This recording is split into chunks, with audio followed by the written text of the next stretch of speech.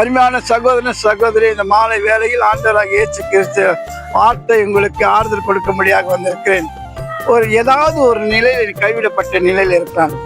தகப்பனாலும் தாயினாலும் சொந்த ஜனங்களாலும் நண்பர்களாலும் முதலாளிகளாலும் வேலை இல்லாமல் பல வகையில் கைவிடப்பட்டு மனம் சோர்ந்து போயிருக்கான்.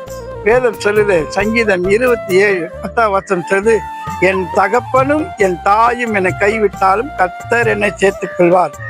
ஏன் தாவீது ராஜா தாய் தகப்பன் தாய் தகப்பனை விட அன்பு காட்ட இந்த பூமியில யாரும் கிடையாது. அதனாலதான் அந்த தாயே தகப்பனும் கைவிட்டாலும் என்னை உருவாக்கினர் உண்டாக்கினர் என் ஆண்டவராக இயேசு கிறிஸ்து அவர் என்னை கைவிட மாட்டார் என்று தாவீது ராஜா சொல்கிறாங்க. அதே போல உன்னுடைய வாழ்க்கையில எல்லாராலும் புறக்கணிப்பட்டு கைவிடப்பட்ட நிலையில இருக்கிறாயா?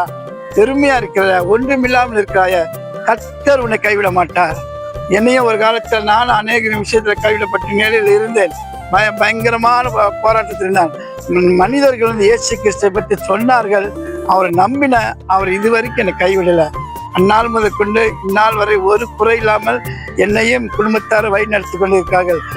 உனக்கு அந்த சமாதானம் சந்தோஷம் கைவிடாமல் படுக்க உனக்கு வேண்டுமானால் இயேசுவை நம்பி இருக்கிற இடத்துல ஆண்டவரே என்னை காப்பாத்துக்குவா என்று நீ கேட்கும் போதே இதே நேரத்துல இந்த நிமிஷத்துல உன்னை கைவிட மாட்டார். கடன் தொல்லையா இருக்கட்டும், வியாதியா இருக்கட்டும், போராட்டங்களா இருக்கட்டும், நீ இயேசுவை தேடி போகும்போது உன்னை பிரிந்து போன உறவுகளா உன்னை தேடி வருவார்கள்.